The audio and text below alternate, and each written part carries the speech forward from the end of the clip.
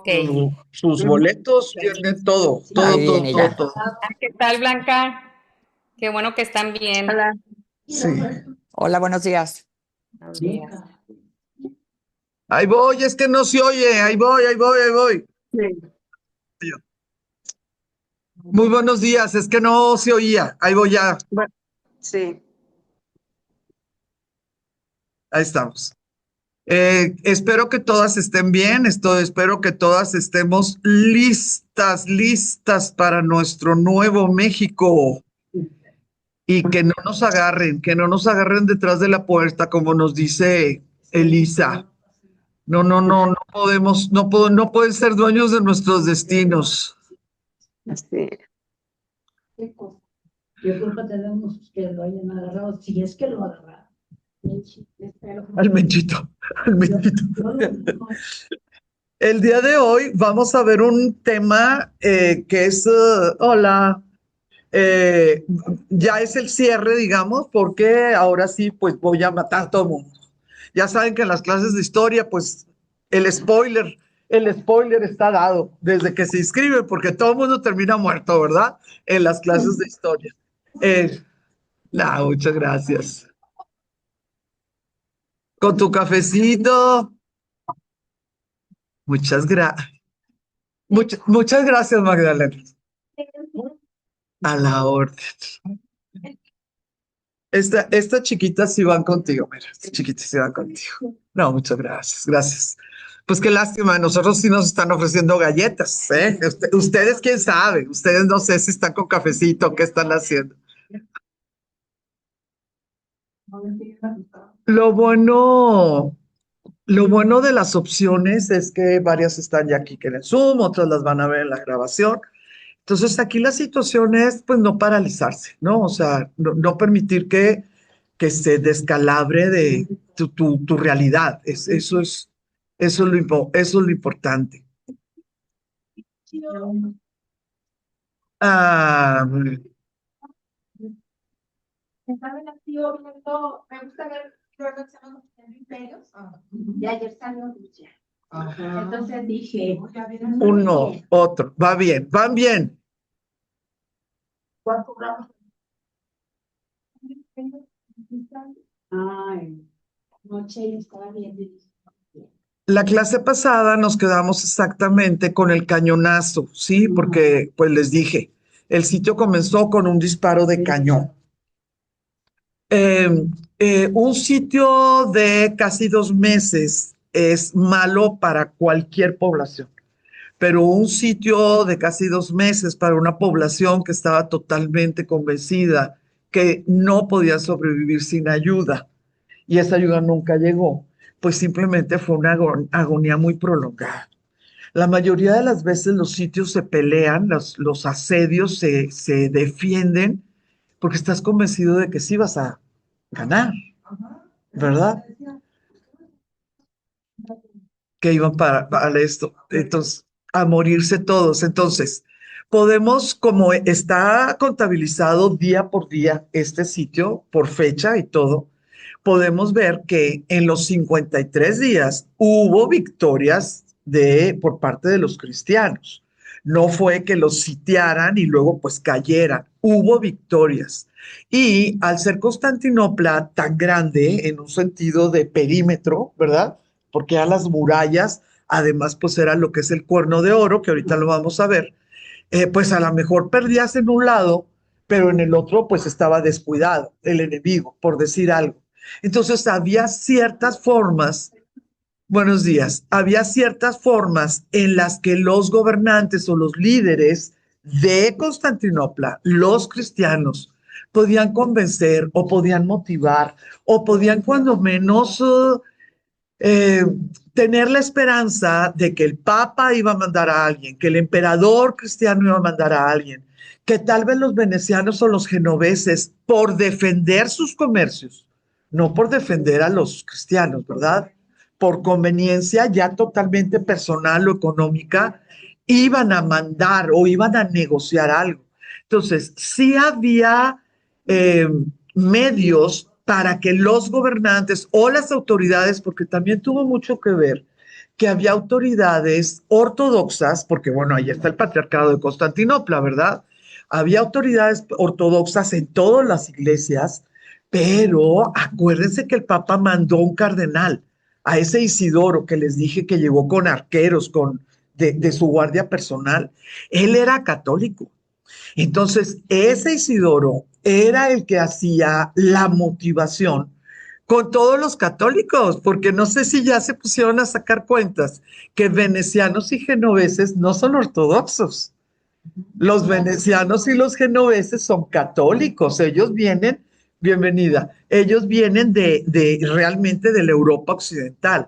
Entonces, entre intereses personales, entre el no tener opciones, entre la posibilidad de motivación de las autoridades de gobierno, o sea, del imperio, ¿verdad? Las autoridades eclesiásticas ortodoxas y las autoridades eclesiásticas católicas, pues la verdad sí la gente decía un día más, un día más. No, no se iban a la victoria, sino un día más, aguantar un día más y tal vez llegue un milagro. Un día más y tal vez llegue la ayuda. Esa ayuda puede ser por cuestiones políticas, económicas o religiosas. Entonces ellos tenían como tres puertas abiertas, ¿no? De decir, pues si no es el Papa, a lo mejor son los comercios. La forma en que estaba repartido lo más cerquita, ay Dios, de este momento, ¿verdad? De la Constantinopla de aquel tiempo, pues no había nada cerquita. Este es el mapa en el que ustedes pueden ver cómo estaba la situación. El Imperio Otomano es todo lo amarillo, todo lo amarillo. El Emirato de Karaman también eran descendientes de turcos, también eran musulmanes. Y 20 años después de la caída de Constantinopla se va a volver Turquía, va a ser también Imperio Otomano. O sea, no crean que estaban ni fuertes, ni eran Tamerlán segunda parte, ni nada. Simple y sencillamente en ese momento estaban más ocupados los otomanos en terminar toda esa parte central y luego pues ya se fueron haciendo más grandes. Ahí pueden notar en verde los territorios venecianos, ¿sí? Los territorios venecianos. Y de ellos eran de los que dependían. También pueden ver ustedes en cafecito la isla, ¿no? De Chipre, que era un reino de Chipre. De ese espacio también dependían, pues por la cercanía, digamos, en un sentido marítimo, porque este reino de Chipre sí les dio oportunidad a barcos católicos, no nada más cristianos, a barcos católicos de poder tomar, pues lo que es agua dulce. Ustedes saben que es un problemón cuando andas sin llegar a puerto, ¿no? Agua dulce y pertrechos. Entonces, realmente estaban dependiendo de lo que estos de aquí les pudieran medio que regalar. El reino de Chipre medio que lo que les pudiera regalar. Y quiero por favor que noten estos azulitos. Estos azulitos son los caballeros de San Juan. Los caballeros de San Juan son los que ahora nosotros le llamamos, bueno, porque así se llaman, les decimos así porque así se llaman ahora, ¿verdad? Los caballeros de Malta. Nacieron de San Juan, luego pasaron a ser hospitalarios dentro de los eh, poemas, novelas, escritos, lo que quieran, los hospitalarios. Y con su peregrinar, pues terminaron en Malta y así es como ahora se les reconoce, pues tienen reconocimiento internacional y además político. Estos pedacitos azules que dicen Caballeros de San Juan, pues ustedes van a poder decir, bueno, pero pues ¿qué está pasando? Número uno, son católicos, no son ortodoxos. Sí, ellos no son así como que por el amor de Cristo, no, ellos eran, sí, por el amor de Cristo, pero dentro de un cristianismo católico, ¿no? Creados en Jerusalén, en Tierra Santa. Pero además, específicamente en el siglo XV, cuando todo se estaba rearmando, cuando todo el mundo estaba pues tratando de agarrar aunque fuera una cucharada de pastel, ¿verdad? Porque los otomanos estaban reacomodando todo, pues también a los caballeros de San Juan les estaban cayendo los piratas otomanos, ¿sí? Entonces los caballeros de San Juan no estaban en el plan de que, ay, muchachos, nos toca Constantinopla, súbanse todos al barco y nos vamos para allá. Ellos también estaban en esta situación de la marea, ¿sí? De la marea del imperialismo, ¿no? Del Imperio Otomano. Entonces, pues de que estaban solitos los bizantinos, sí, sí estaban solitos, y específicamente, pues Constantinopla. Eh, cuando Constantino 11, y además aquí entre paréntesis, por favor no se vayan a enojar conmigo si en algún momento, alguna novela, algún documental, en algún viaje les dicen, no, no era Constantino 11, era Constantino 13, era 15, era 18. No se enojen conmigo, no había numeración en aquel tiempo. Las numeraciones se las dio el historiador que se puso a estudiar a Constantino, a Constantinopla, o a los paleólogos, o a los que quieran. Y además les recuerdo, no podemos enojarnos con los historiadores que nos regalan este tipo de datos, porque pues muchos de estos siglos no es que existiera una sola corona.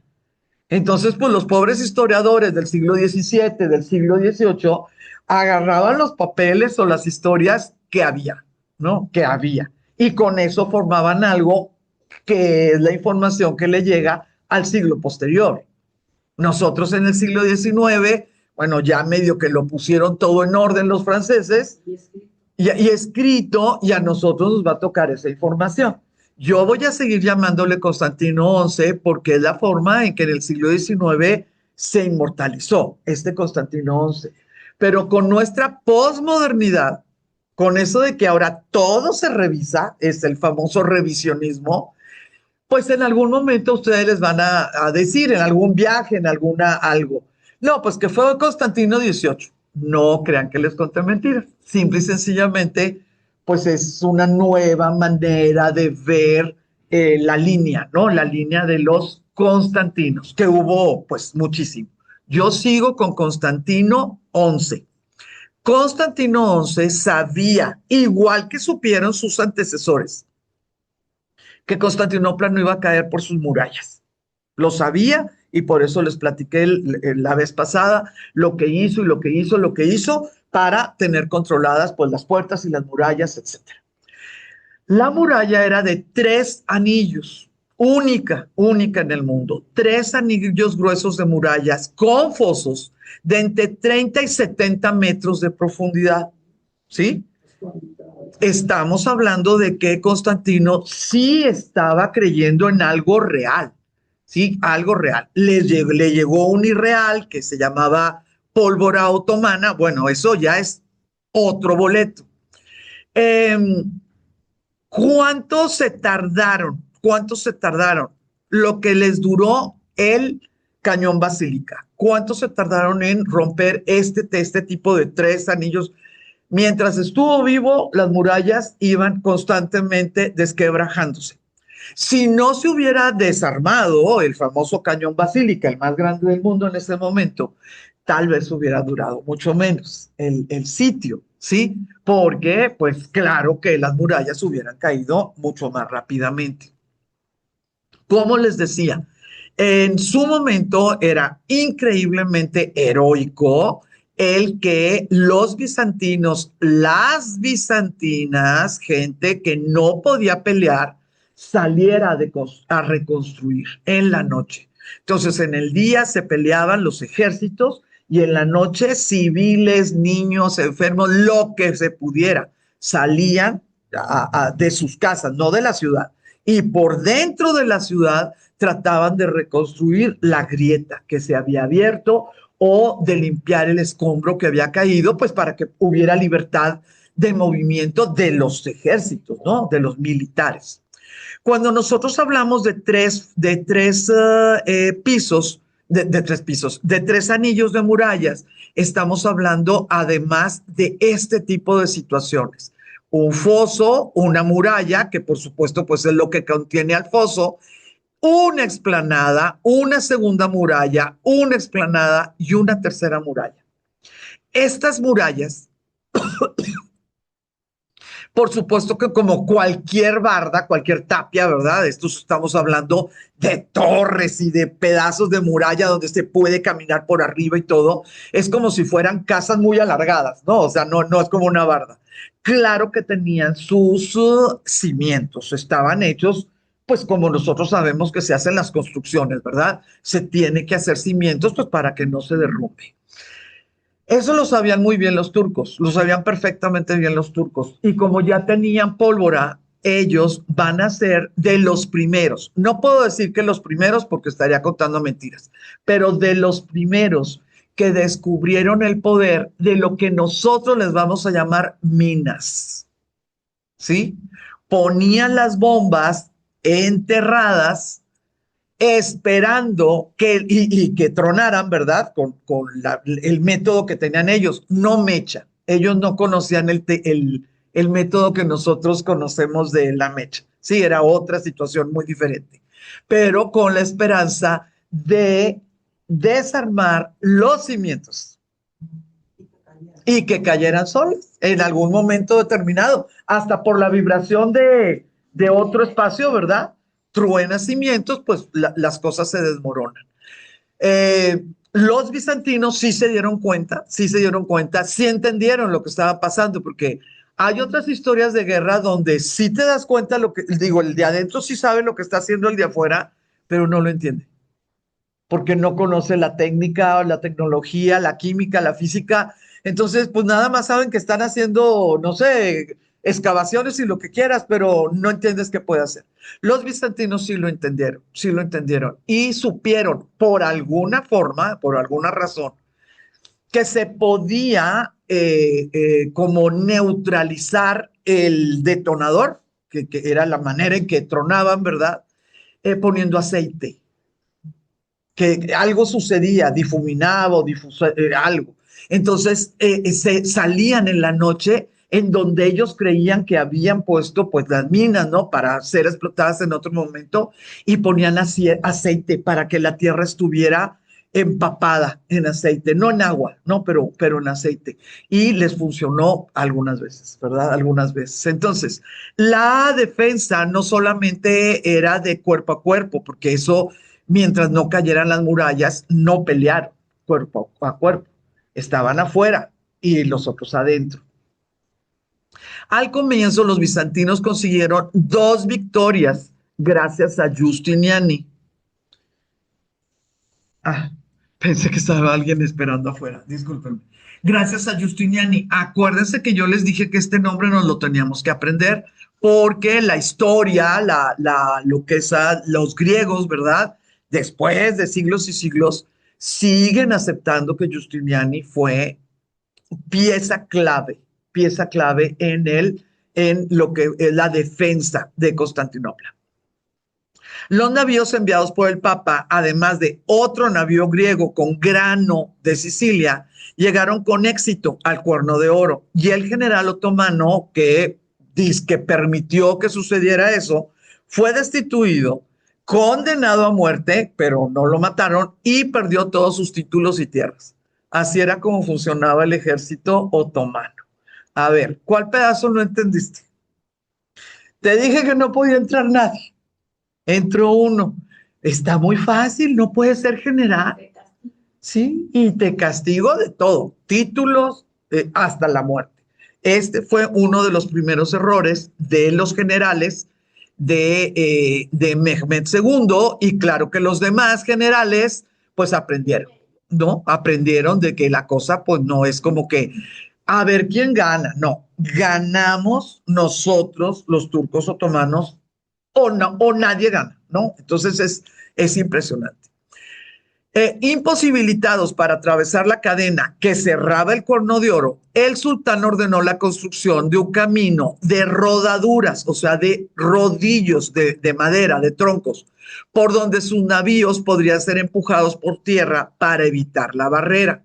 Entonces vamos a platicar un poquito de esto, porque aunque ustedes no lo crean, no fue el primero. No fue el primero que lo hizo. Él ya sabía que lo había hecho uno de Kiev y les dijo a los generales a ver cómo le hacen, pero si ya lo hizo uno, nosotros también lo hacemos. La diferencia es que este turco movió 70 galeras con todo y sus remos. Hay una diferencia tremenda, pero también hay una diferencia de siglos. Lo que hizo el primero, lo hizo por primera vez y tiene un mérito excepcional, ¿verdad? A la tierra lo subieron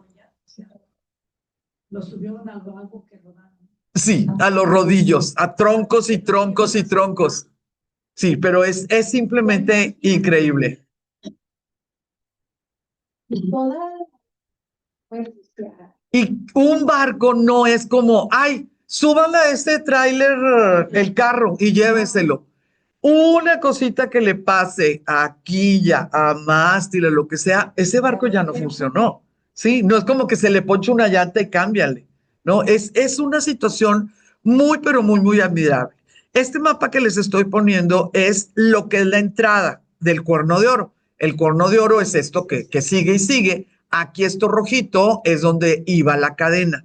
El Cuerno de Oro es un profundo puerto natural, tiene 7,5 kilómetros de largo, ¿no? Desde la entrada hasta donde se acaba, y 750 metros de ancho, 750 metros de ancho. Su profundidad máxima, ay Dios santo, donde se une al Bósforo es de unos 35 metros. Eso no, para nosotros no es nada, porque los barcos, o sea, no es importante, porque los barcos en ese tiempo tenían que ser barcos que manejaran profundidades muy bajas para poder acercarse a las costas. Pues si no, ¿de qué te sirve, no? Si te tienes que quedar a 1 kilómetro de la costa, pues de aquí a que tus marineros puedan desembarcar, pues ya se los llevó la marea. Ellos, por el problemón, ¿no? Del kilómetro. Entonces, esto de los 35 metros es importante ahora, pero en aquel tiempo no tanto. Se construyeron muros a lo largo del litoral, o sea, a lo largo de la costa, para proteger la ciudad de Constantinopla de los ataques por mar. Estos muros tendrían 700, 800 años de existir cuando llegaron los turcos. Esto que están viendo ustedes ahorita son eslabones reales de la cadena que se puso en el siglo VIII. Cuando los turcos llegaron ahí, estamos hablando del siglo XV.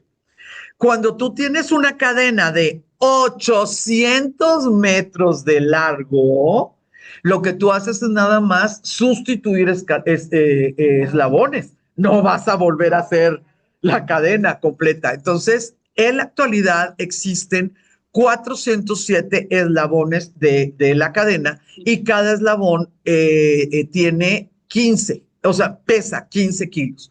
Así que si le sacan cuentas, nada más para poder tensar esa cadena de 800 metros de una torre, pasar por el mar y estar en otra torre, nada más para poder sostener, fíjense en los vectores de la fuerza, no es hacia abajo, no es que esté sosteniendo, sí, la torre, tiene que ser algo que esté tensando y sosteniendo algo que la jala hacia, pues, 45 grados, ¿no? Hacia caerte al mar, ¿no? Porque ahí es donde, pues, es el jalón de la cadena. Estos 407 eslabones de cadena, más o menos, equivalen a una cuarta parte de los 800 metros que debió medir cuando protegía la entrada al Cuerno de Oro. Esta cadena la sostenía de un lado la Torre de Gálata, que las que hemos ido a Estambul, la Gálata y Gálata y Gálata, y vas y vienes y subes y bajas y todo el tiempo está, el barrio se llama de Gálata, etcétera. Hasta una torre que por muchísimos siglos se llamó la Torre de Eugenio. Les puse ese dibujito nada más para que cuando decimos torre, y ya sabiendo lo que sostenía, pues no nos imaginemos una torre, no sé, de iglesia o una esquinita de una muralla, ¿no? Realmente era como, le decían torres, pero eran como si fueran pequeños palacetes, ¿sí? Porque necesitaban sostener, pues claramente, ¿verdad? una fuerza tremenda. Los que son los otomanes,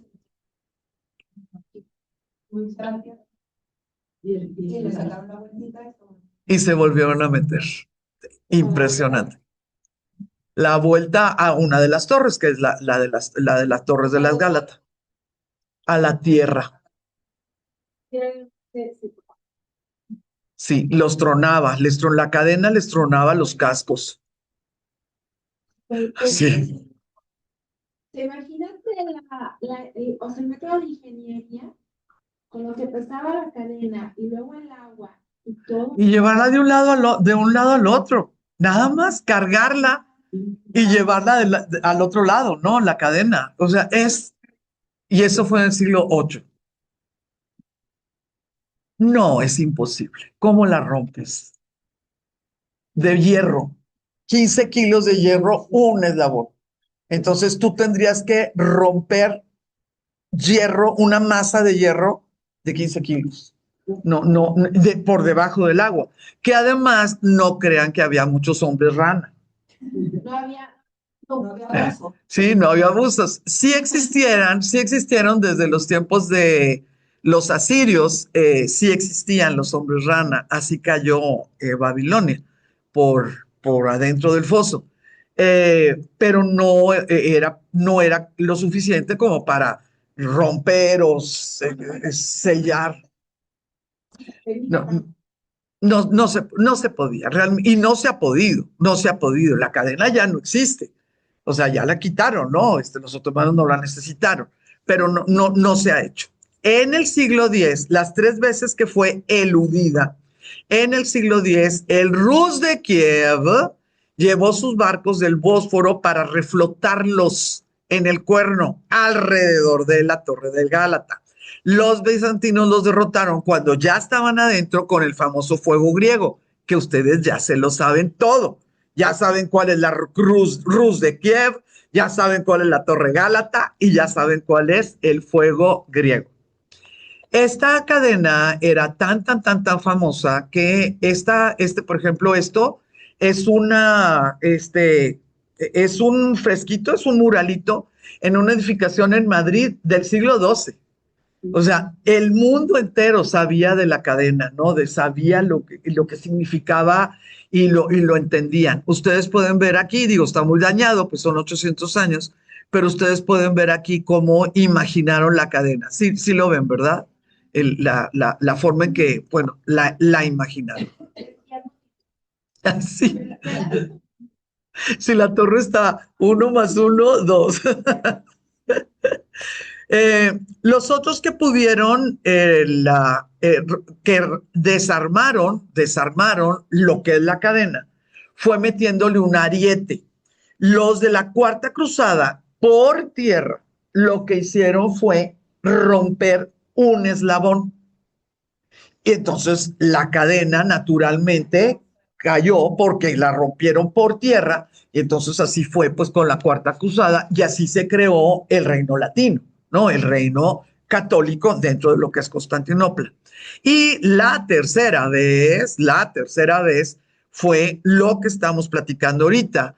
En 1453, Mehmed Conteo Condé, el segundo, que ya se llamó el Conquistador por la caída, copió las tácticas de la Rus de Kiev. Entonces los rusos no crean, no están tan lejos. Nos los cuenta poquito, pero no están tan lejos. Siempre estuvieron ahí en la boca de todos. Esta es una pintura, por supuesto, ya de lo que es el siglo XIX, ¿verdad? Donde está, bueno, esta pintura es de un colegio naval, entonces está tratando de dar, pues, historia real.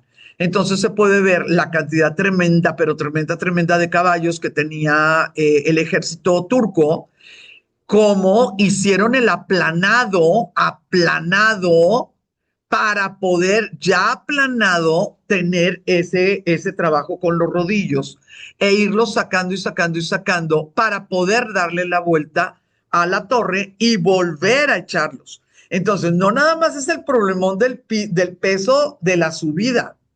El otro problemón es detenerlos en la bajada, porque todo tiene que ser para que no se destruya algo tan valioso como es tu arma de guerra, que es la galera. ¿A quién van a recurrir?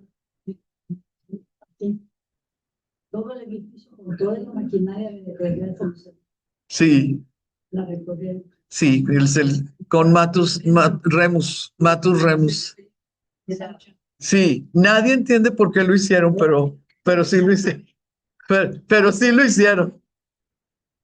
Sí, Entonces, vamos a sí. hacer el puente. Órale. Órale. Es que aquí no puede haber puente. Eran Por- militares, eran todo. Por, órale, échale. Es que necesitamos 1,000 gentes, pues yo tengo 2,000. ¿Cuál problema? Es que nos va a costar mucho. Es que vamos a deshacer un bosque. No pasa nada. Al lado hay otro y hay otros 300 en donde vamos a ir a conquistar.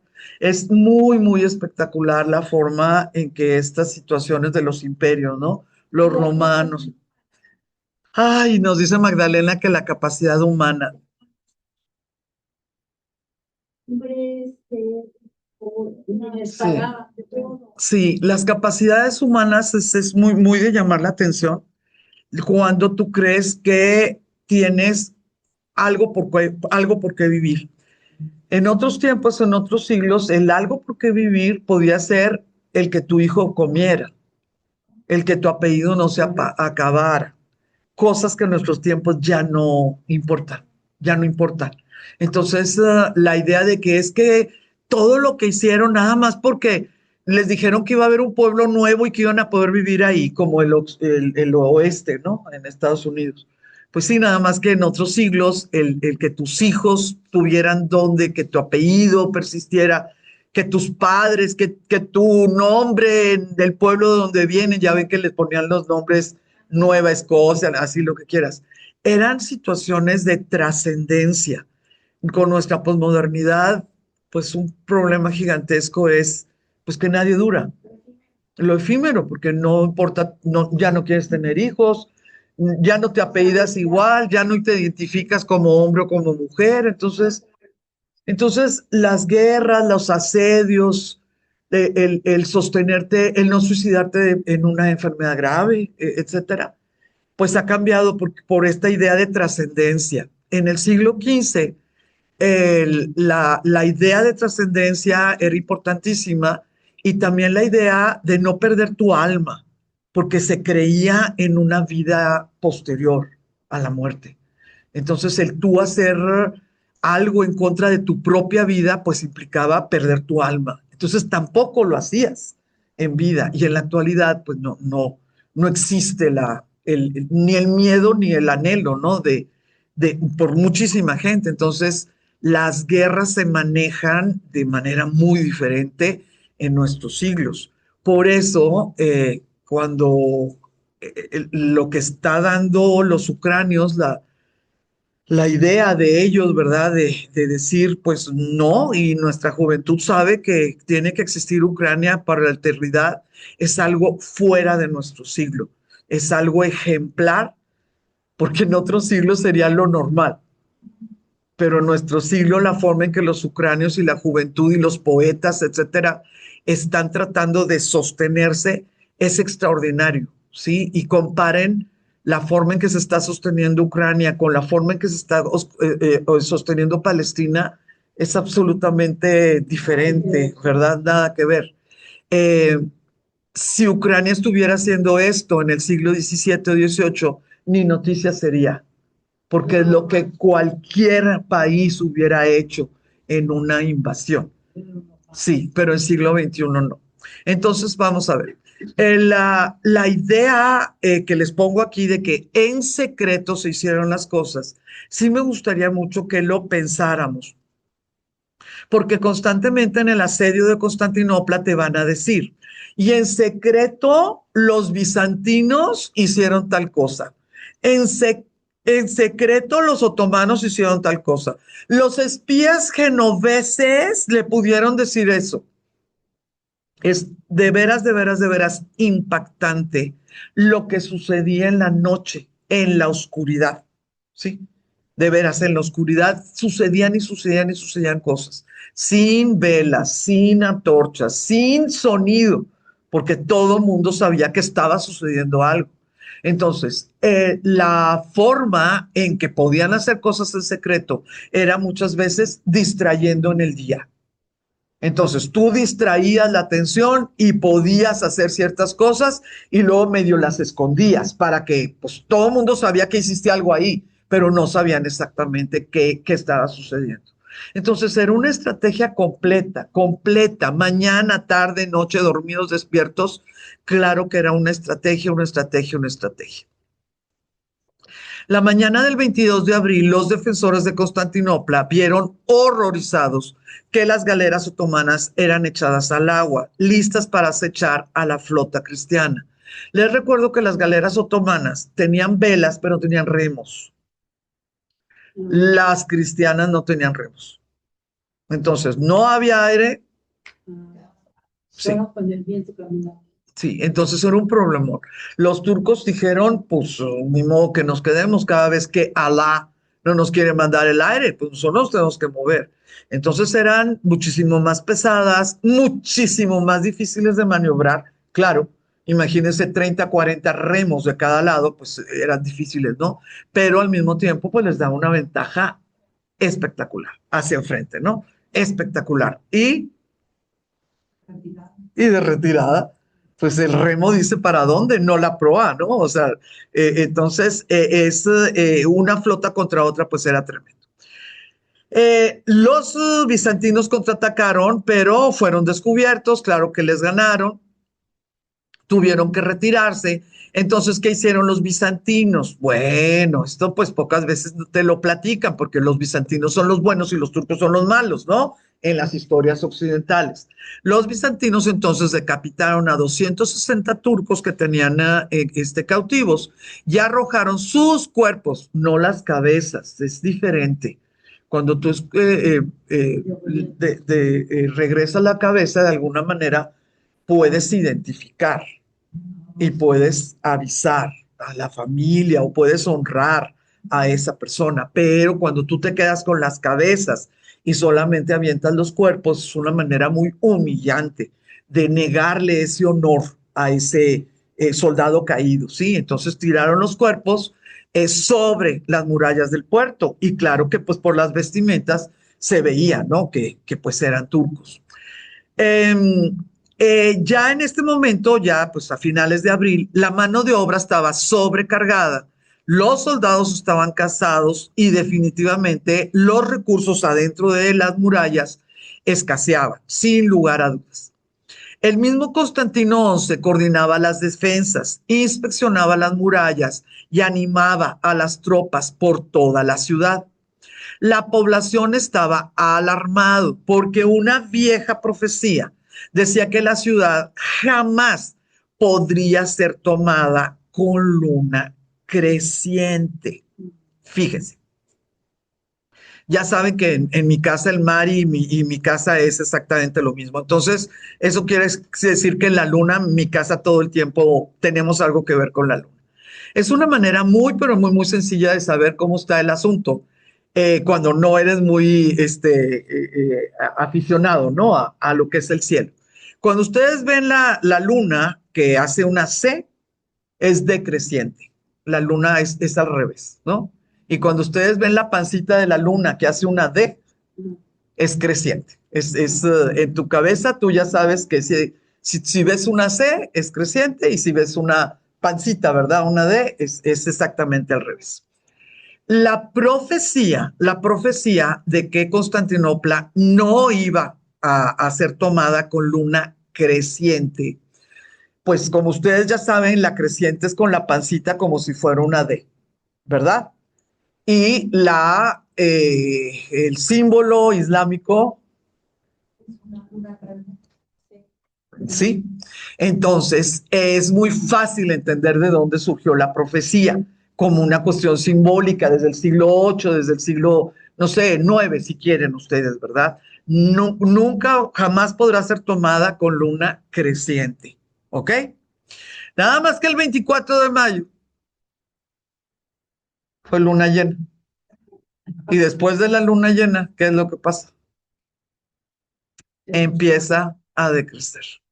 Entonces, los propios de Constantinopla, aunque fueran cristianos, católicos, lo que fuera, con esta idea de la profecía, claro que te sabían que el 24 de mayo era el límite para, en sus mentes, ¿verdad? No que fuera algo lógico, pero en sus mentes tenían que el 24 de mayo iba a ser un límite para que llegara la ayuda, porque a partir del 24 de mayo la profecía pudiera empezar a cumplirse, ¿sí? 24 de mayo. Ay, no, no, no, ay, mejor. Terrible, terrible. Claro, claro. Agua, comida, a dónde ir, porque ahora sí, o sea, ya si te rindes ahorita, pues, ¿qué haces? ¿Qué haces? Ya perdiste todo y estás totalmente rodeado. ¿Quién te dice que no te van a pasar a cuchillo cuando entren a la ciudad? ¿No? Es una cosa tremenda. Pero ahí les va. Cuando tú quieres empezar a creer en profecías, todo se vuelven señales. Todo, todo. Si tú empiezas a estudiar numerología, todos los números tienen ¿sí? Y si vas con una bruja, todo lo que te dice la bruja, te vas al tarot, todo se empieza a cumplir. Los seres humanos somos muy sugestionables. A veces nos va súper bien con esa sugestión porque nos convencen de la victoria y somos victoriosos. Pero a veces nos va muy mal con esa mente sugestionable, ¿no? Que tenemos los seres humanos. Pues no van a creer que a la noche de esa, pues que se vio muy rara la luna. Entonces no solamente no fue completa cuando le tocaba, sino que se veía así como que medio mordida y ellos pensaron que se les había quitado un día, porque ese día de la luna llena, pues tendría que haber sido el último, ¿no? Y no, pues porque hubo un eclipse. No lo sabían ellos por lentos, porque ya estaba en decadencia, no que el mundo no pudiera saber cuándo estaba el eclipse. El 25 de mayo, en la histeria de que pues ya viene la luna decreciente, ¿verdad? Salieron en peregrinación y sacaron íconos. Pues ya ven ellos como ortodoxos, ¿verdad? Pues no sacan estatuas, sacan íconos. Y empezó una lloviznita y empezó el lodo y los 4 que llevaban el ícono se desbarran y ¡zas! Uno de los íconos de la Virgen María cayó al suelo durante la procesión. Imagínate tú en el siglo XV, no luna, la Virgen en el lodo, la lluvia cayendo, no puede ser. Al día siguiente, lluvia con granizo. ¿Cuál granizo en Constantinopla? ¿Sí? Pues ese día cayó todos los malos presagios. Bueno, todo lo que estaba sucediendo se tomó como si fueran malos presagios. ¿Qué tanto creían en esas cosas los musulmanes? Ellos tenían su propio tipo de presagio y un eclipse también podía ser tomado como un mal presagio dentro del mundo árabe musulmán y ellos pues no eran árabes, pero eran musulmanes. El costo para sostener un ejército de 100,000 hombres obligó a Mehmed a lanzar un ultimátum a Constantinopla. Los turcos perdonarían las vidas de los cristianos si el emperador entregaba la ciudad y se comprometía a pagar un altísimo tributo anual. Constantino tuvo que rechazar la oferta porque las arcas imperiales estaban vacías. Mehmed ordenó que las tropas descansaran el 28 de mayo. Entre que si el eclipse y entre que si no, se me apaciguan todas, pero ahí les va. Dentro de que todos descansan, pues quiere decir, puedes dormir. Acuérdense que no podían tomar, eran musulmanes del siglo XV, pero puedes dormir, puedes bañarte completo. Dentro del Islam es importante tu limpieza corporal. Para hacer las oraciones puedes tenerla, se llama ablución menor. Siempre tienes que estar limpio de las rodillas hacia abajo, de los codos hacia abajo y lo que es el cuello. Pero el cuerpo como soldado, pues a lo mejor no lo habías podido lavar. Entonces también era importante. Ese día para ellos también fue algo bueno. Si voy a morir mañana, ¿verdad? Voy a morir pues limpio como debe de ser. En su mente era una obligación. Pero estos serán mugrosos. Pues no los has olido, Cuquita. No andes diciendo esas cosas porque no sabemos. Caras vemos, corazones no sabemos. No podemos, no podemos, no podemos. Ahora, ahí les va. Otra de las cosas, bueno, dentro de este 28 este 28 de mayo, pero 28, sí, dentro de este 28 de mayo, también se les dio descanso a los de los tambores y las trompetas. Fue una cosa más horrorosa ese silencio que los tambores y las trompetas y los caballos y los... Fue algo terrible. Sí, ahí sí hubo pánico en ese silencio. Para romper el silencio y levantar la moral en el momento decisivo, todas las iglesias de Constantinopla tocaron las campanas.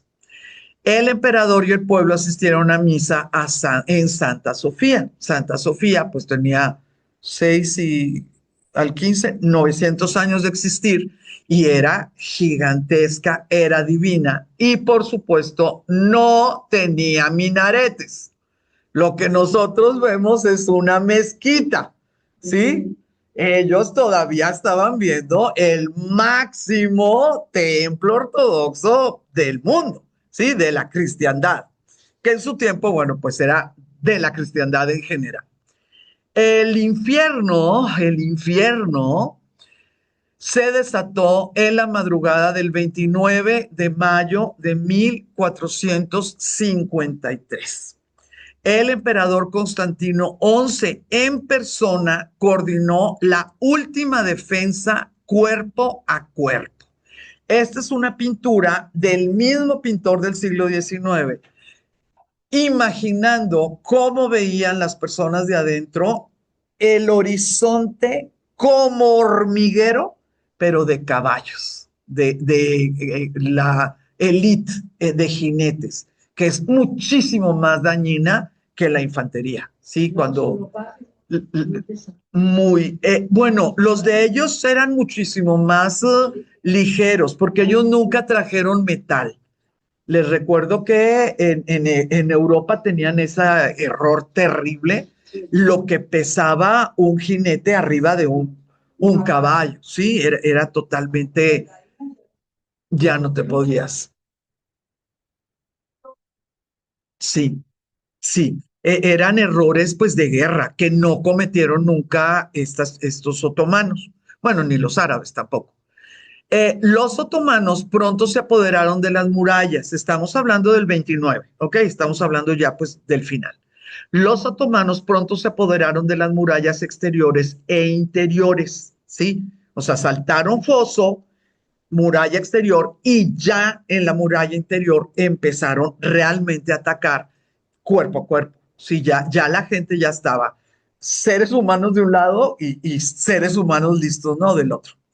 Unos 50 soldados otomanos atravesaron una de las puertas, la legendaria, por ser leyenda, o por ser tradición, o por ser mentira, no lo sabemos.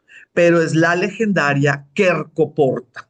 Así se llama, así está en todos los libros, y cuando andas en Estambul, pues te dicen, ahí pudo ser, allá pudo ser, allá pudo ser, pero por aquí andaba, ¿sí? O sea, es una cosa como muy mítica, ¿no? La Kerkoporta. ¿Qué es lo que pasó cuando pudieron atravesar esa Kerkoporta? Se subieron inmediatamente a la torre, pues es puerta y torre, ¿no? En lo que son las murallas. Cruzan la puerta, sube a la torre, quitan los estandartes de la águila bicéfala de Constantinopla y ponen estandartes de Mehmed. ¿Cuál es el problema con esto de los estandartes? La desmotivación. Cuando la gente que está del otro lado, que ni sabe que 50 turcos entraron, cuando ven el estandarte, no van a pensar que son 50, van a pensar que ya cayó ese lado de la muralla, ya lo tomaron, por decir. Entonces, esto de que izaron su bandera, pues fue una de las cosas que más causó problemas porque los propios soldados ya dejaron de pelear, dejaron de defenderse en un minuto, nadie más había muerto. No, no es que habían matado a todo un regimiento, cambiaron una bandera, pero los soldados, muchos combatientes dejaron de combatir. Vamos a ver qué pasó con esto. Miren, se supone que la Quercoporta es una pequeña puerta de las murallas teodosianas. Les recuerdo que se llaman murallas teodosianas las que hizo Teodosio, ¿no? Las primeras, las más importantes. Y luego pues le hicieron más cosas y más cosas que eran las murallas de Constantinopla, ya como los vieron los otomanos. Se desconoce su ubicación exacta, aunque se acepta que estaban en la sección norte de las murallas. ¿Por qué se acepta? Porque ahí fue donde empezó la caída, o sea, nada más por eso. Hay un escritor, un cronista que se llama Ducas. A ese es al que hay que leer si queremos saber algo de testimonios, de gente que pues conoció, ¿no? A las personas que estuvieron en esto. Ducas. Los escritos del cronista Ducas son el origen de la leyenda.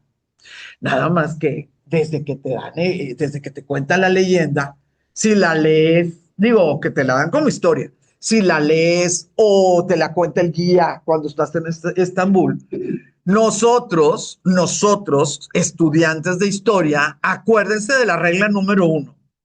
¿Qué me diría Blanca en este momento? Si te suena increíble, no lo creas. ¿Sí? No, así de veras, no lo creas. Dale un stop y dale una investigadita extra, ¿sí? ¿Qué es lo que te cuenta medio mundo? Alguien olvidó cerrar la puerta. ¿Cómo? A ver, muchachas, hasta si alguien en tu casa te dice no, ay, pues es que se me olvidó, es que, a ver, mijito, nadie se duerme en la casa sin ver si las puertas están cerradas. No, no, no, se te olvidó. Dejaste la puerta abierta para que esto, lo otro y lo demás. O sea, no me salgas. Imagínense una puerta de una muralla. Después de 52, sí, sitiada, 52 días sitiada. ¿Cómo? Entonces, se le olvidó y te dicen hasta los nombres de los hermanos genoveses, que porque como eran espías, entraban y salían por ahí, por el sigilo y para que nadie supiera y que quién sabe qué. Y que pues se les olvidó cerrarla. No, eso es increíble. Yo no puedo comprobar lo otro, no les puedo dar una razón. Pero muchachas, si es increíble, no hay que creerlo. ¿Cuáles son las posibilidades? ¿Una traición? Claro, claro. Ya los que estaban adentro y sabían que estaba totalmente perdido, pues acuérdate de mí porque te hice el favor de dejar abierta la puertita tal, ¿no? Oye, ¿cómo? Es que se les olvidó cerrarla, pero así te lo dicen en todos lados, ¿eh? La Quercoporta, que por un error imposible de perdonar fue dejada abierta por olvido, entraron 50 otomanos. No, no, no, muchachas. Y cayó a Constantinopla por un olvido. No, muchachas, por favor. Si suena increíble, no hay que creerlo. Pero sí hay que saber, pues como es un nombre tan rarito para nuestro español, ¿verdad? Pues sí hay que saber a qué se refiere la Quercoporta, ¿verdad? La Quercoporta es la famosa puertita, ¿verdad? La puertita donde entraron los turcos que tiraron exactamente, tiraron la primera bandera de el águila de las dos cabezas. Ahora, los otomanos irrumpieron a través de la muralla y muchos de los defensores entraron en pánico. No tenían forma de escapar. Constantinopla había caído.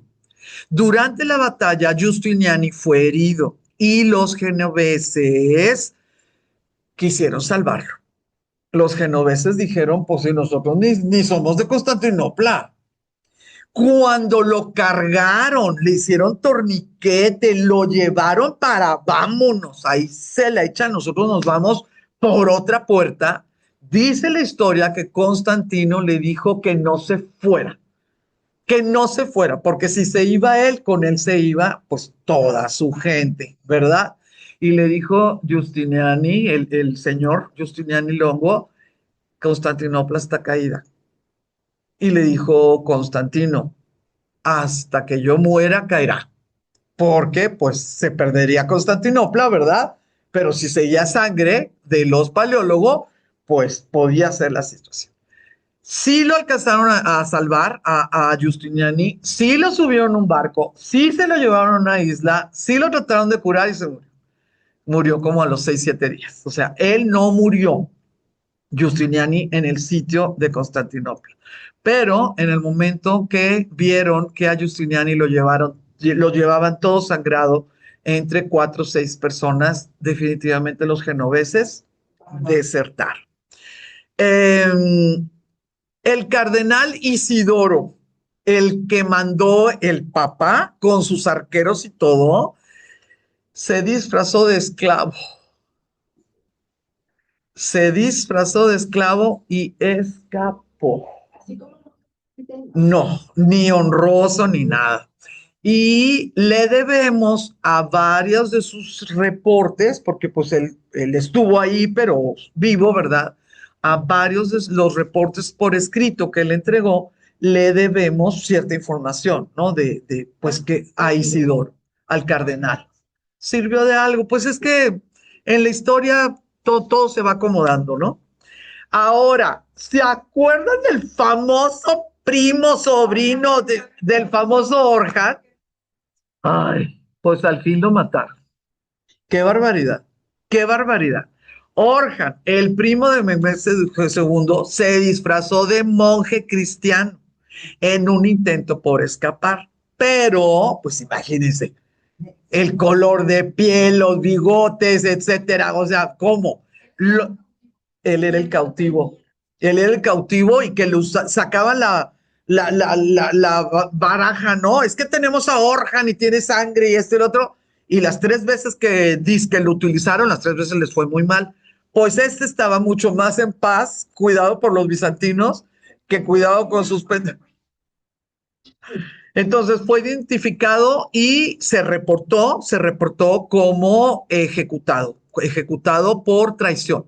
O sea, los turcos consideraron que tenían derecho a ejecutarlo por traición. En algún momento, el emperador simplemente fue tragado por el caos. Con el emperador desaparecido, los soldados se desbandaron y hubo una huida general de la ciudad. Mehmed II entró en la ciudad por la tarde junto a sus generales y ordenó que la iglesia de la Santa Sabiduría, Hagia Sofía, fuese convertida en mezquita.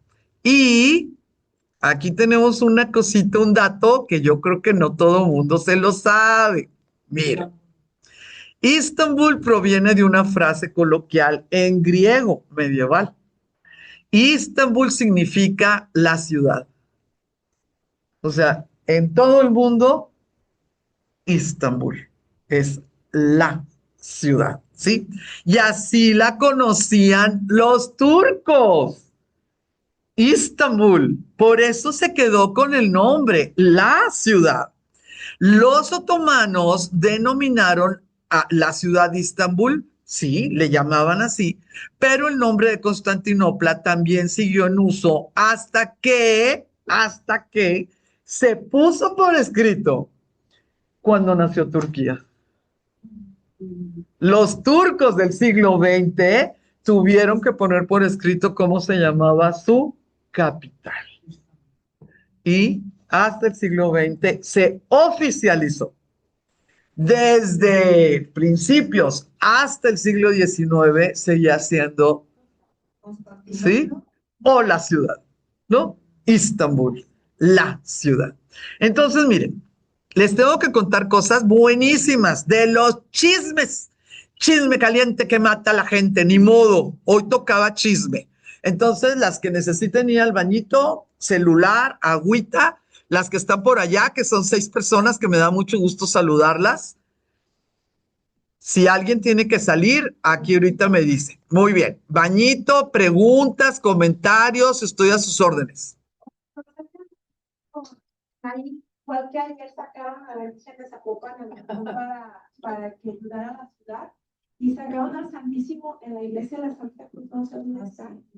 Está el párroco con el Santísimo en la azotea hasta arriba. Ayer, Como en ese. En la basílica sacaron a la Virgen al balcón, en la ventanita para que. Pero en la Santa Cruz sacaron No sabía. el Santísimo así, expuesto así en la azotea para que cuidara. Nos está platicando Magdalena. Yo no lo sabía. Magdalena nos está haciendo el favor de comentarnos que esto sucedió en 1453 y ayer en Zapopan volvieron a sacar a la generala, volvieron a sacar a la Virgen de Zapopan en la basílica para proteger a la ciudadanía de los desmanes. Excelente el comentario de Magdalena, como siempre ya la conocen, ¿verdad? Pero Estaba oyendo, ayer todo el tiempo oyendo a ver qué estaba pasando. Yo quiero hacer como ella hizo. no, con que nos sigamos juntando, con que nos sigamos juntando. No, o sea, no, la gente, bueno, se ve que está la imagen porque ponen se da así y con tono pues en el, o sea, le está dando la ¿Dónde la sacaron? En la ventana de la basílica, Sí, ¿qué parte? en la ventanita que está mera arriba de la fachada. pero lo más importante fue el otro, la Santa Cruz con el expuesto. Ese sí lo hizo. Voy a buscarlo, no tengo idea. Sí, se veía.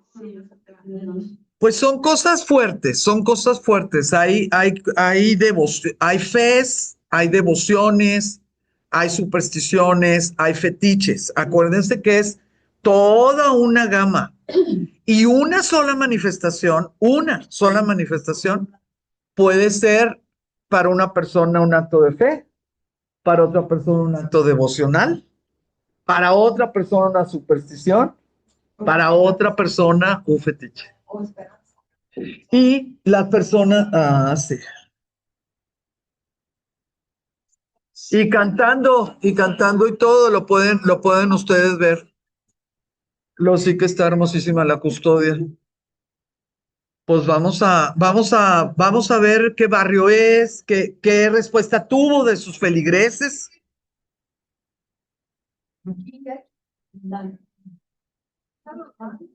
Que se arrepientan los malos, sí. Es una situación muy compleja, muy compleja, ¿no? Es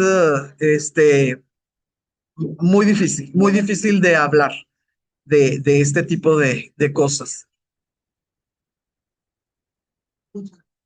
Sí, fe, devoción, superstición, fetiche. El mismo acto significa algo o es interpretado de muy diferente manera, ¿no? Sí, O para el mismo creyente de baja educación, en vez de ser un acto de fe, es un fetiche. Que no le vayan a disparar al sacerdote porque si se cae el copón, se cae el mundo.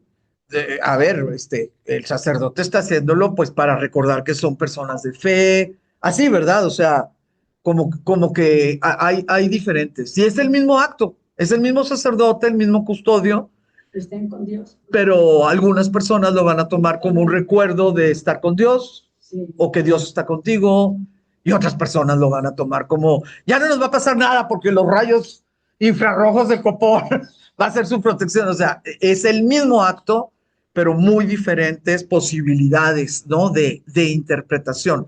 Aún en la misma religión, pues cada persona tiene diferentes niveles de espiritualidad, ¿no?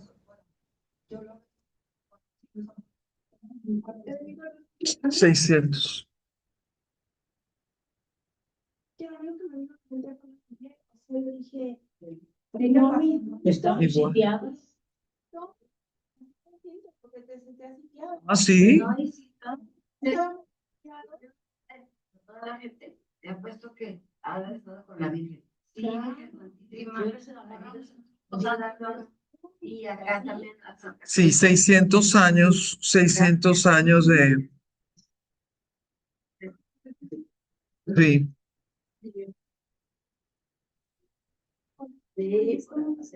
sí, pues como que no aprendemos, ¿no? Como que no le sabemos muy bien a esto de, pues porque vamos a tener que seguir sitiados. Y cuando estamos sitiados, porque vamos a seguir sacando íconos, ¿no? O sea, 600 años después. Bueno, afortunadamente aquí no cayó Zapopan, ni cayó la zona metropolitana, no cayó, no cayó. Allá, sí, Los mundos dicen la gente, pero ayer todavía que atacaron allá por Tepeyac. sí, Algo pasó. sí, vamos a tomar precauciones, pero pues a seguir nuestras vidas, ¿no? Al menos nosotros sí tenemos esa opción. Le, sí. Vamos vamos a seguirle, a ver si sí puedo cerrar el tema de la caída de Constantinopla, porque tenemos que iniciar el camino de Cristóbal Colón, de Magallanes, tenemos que iniciar. Entonces quisiera, pues tengo 45 minutos. Digo, yo creo que sí lo voy a lograr, pero vamos a tratar de ver, pues muchísimas cosas, no nada más es algo que pasó en la tarde de mayo del 53, o sea, tiene muchísimas otras cosas. Miren, No me acuerdo de los bizantinos, de dónde provienen. se le llaman bizantinos a todos los que vivieron en el territorio del imperio que nosotros le decimos bizantinos. Está fuera del imperio. No, los bizantinos es como decir mexicanos. Sí, los bizantinos son del imperio bizantino, los que nacen en el territorio son mexicanos en algún momento. Los de Texas fueron mexicanos en algún momento, así, ¿no? Los bizantinos son los que pertenecieron en algún momento a ese imperio, ¿no? En el caso de Constantinopla, ellos, además de ser bizantinos, eran constantinopolitanos, ¿no? Porque es bizantino por la nación, pero pues tu ciudad es específicamente Constantinopla. Era el imperio de Bizancio, creado por Bizas, ¿no? En algún momento. Los bizantinos fueron autorizados para residir en la ciudad bajo la autoridad de un nuevo patriarca. Ese nuevo patriarca se va a llamar Genadio, va a tomar el nombre de alguien anterior para no darle a entender a la gente que él estaba de acuerdo en que lo escogió el otomano y que él ahora iba a ser parte del grupo de los otomanos. Pero pues no se puede negar. El nuevo patriarca, desde la caída de Constantinopla, va a estar autorizado por el sultán. ¿Sí? No, no va a ser como que, ay, qué lindo, nos dejaron el patriarcado y que sigamos nuestra religión. No, va a ser algo muy, pero muy, muy claro. Se porta mal el patriarca, lo quitamos y ponemos otro. ¿A qué se llama portarse mal el patriarca? Bueno, pues llamar al nacionalismo o a la liberación o a lo que quieras en contra de los otomanos. Constantino, y aquí es donde empiezan pues una cantidad tremenda, ¿no?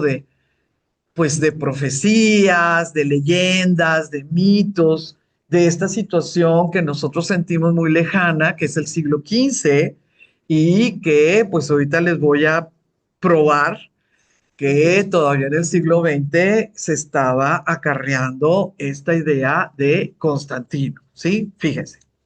Constantino XI fue el último gobernante cristiano de Constantinopla, lo que junto con su caída en la defensa de la ciudad, lo ha consolidado como una figura importante en la historia, principalmente en la historia de Grecia. En Atenas hay estatuas, hay monumentos a Constantino XI. porque pues al final de cuentas, pues Grecia es Grecia, ¿verdad? O sea, pues Constantinopla, como quiera que sea, pues fue capital, ¿no? De esa nación más grande. En el momento que murió Constantino, no estaba casado porque había enviudado 2 veces y tampoco tenía hijos. Entonces, sí es verdad que Constantino fue el último. No hubo herederos directos. Sí había sangre de Constantino, porque tenía 2 hermanos vivos, pero él no tenía hijos ni legítimos ni ilegítimos. Algunos vieron la fundación de Constantinopla bajo Constantino el Grande y la pérdida de Constantinopla bajo otro Constantino como el cumplimiento del destino de la ciudad. Algunos quienes, pues los que supieron ya que había caído Constantinopla, porque todos los 11 Constantinos, claro que le ponían Constantino al heredero, porque estaban pensando que iba a seguir siendo como Constantino el Grande. Si tú de veras creyeras que el destino de tu ciudad, de tu capital, era caer con un Constantino, no le pones Constantino a tu emperador. Entonces, ¿quiénes vieron esta profecía? Pues los sobrevivientes, ¿no? Porque cuando tú le pones Constantino al tuyo es porque crees en la grandeza, no en la caída, ¿sí? Pero ¿por qué les gustó? ¿Por qué les gustó a las personas de otros siglos armar esta situación de que un Constantino la fundó y un Constantino la perdió? Porque resulta que siglos y siglos y siglos antes, ¿sí? En el año 476, cayó Roma. Roma como ciudad. Y el fulanillo de 14 años de edad, que supuestamente gobernaba, 14 años, ¿qué tan gobernante era, verdad? Se llamaba Rómulo Augusto, como el fundador Rómulo y el fundador del Imperio Augusto, del Imperio Romano. Como era muy chiquito, el niño, pues tenía 14 años, la gente le decía Rómulo Augustulo, o sea, el Augusto chiquito, ¿no? Rómulo Augustulo, como decir Agustito, ¿verdad? Augustulo. Este muchachito fue el que la historia dice que fue el último gobernante de Roma. Roma sin ser capital y sin ser nada, ser una ciudad. Pues sí, pero nunca te dice nada de lo otro. Que tenía 14 años, que fue la tropa la que dijo que gobernaba, que no era el gobernante, pero quedaba padrísimo, ¿no? Rómulo Augusto, fundación de Roma y del imperio, y Rómulo Augustulo, el que perdió Roma, es que se volvió a cumplir la profecía. Como la de Roma, también Constantinopla. Ese tipo de cosas es la forma en que se armaban. El tener oyentes en las plazas cuando contaba las historias. Es la forma en que se adornaba lo que los trovadores, historiadores, platicadores, ¿sí? Sacaban para poder vender, pues, la forma en que platicaban la historia. ¿Qué tanto estaban en desacuerdo los oyentes o los lectores? Nada.